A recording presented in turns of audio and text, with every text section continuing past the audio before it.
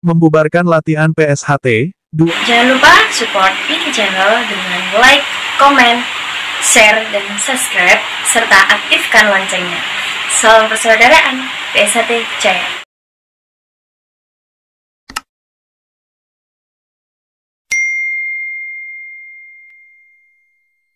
Membubarkan latihan PSHT, 2 orang ditahan Polres Sika, Nusa Tenggara Timur. Redaksi, tanggal 6 Oktober tahun 2022, pukul 6.19 waktu Indonesia Barat.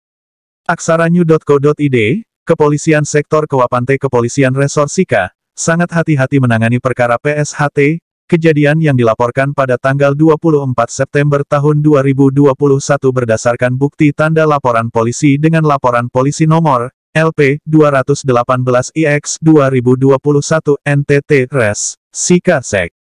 Kawapante, yang dilaporkan oleh Yosep Herdianto dan sebagai korban pengeroyokan oleh beberapa oknum PPSHTPM, yang mana oknum tersebut membubarkan dan mengganggu latihan PSHT dengan cara kekerasan dan pengeroyokan tepatnya di tempat latihan PSHT di Dusun Magerobak Desa Sesina Kecamatan Kawapante Kabupaten Sika. Dan pada tanggal tersebut ada 2 tempat kejadian tindak pidana pengeroyokan yang mana sebagai korban adalah anggota PSHT yang sedang pulang latihan, tepatnya di Jalan Raya Maumere Larantuka di depan Bengkel Wairotang Desa Wairkoja Kecamatan Kawapante Kabupaten Sika.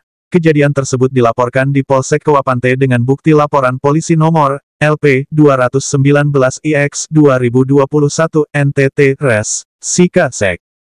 Kawapante tertanggal tanggal 24 September tahun 2021, pelapor saudara AMAHENDRAFANROIS, atas kejadian tersebut semua korban luka dan dibawa ke rumah sakit dan selanjutnya dilakukan visum untuk bukti lanjutan penanganan pidana.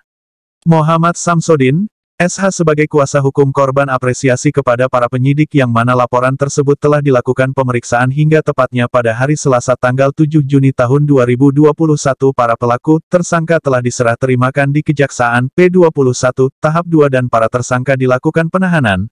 Tersangka berinisial AD menurut informasi adalah anggota PAMTER, dan 1 orang lagi berinisial JF, dan 1 orang sebelumnya telah dalam proses persidangan.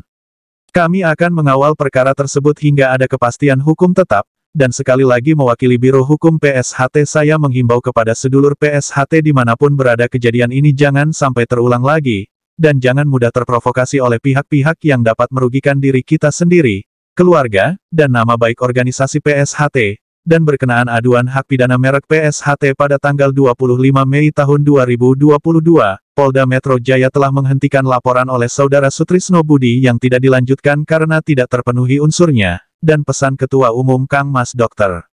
Ir Muhammad Taufik, SHM, Sek, kita selalu harus mampu mawas diri, mampu menempatkan diri kita dimanapun kita berada.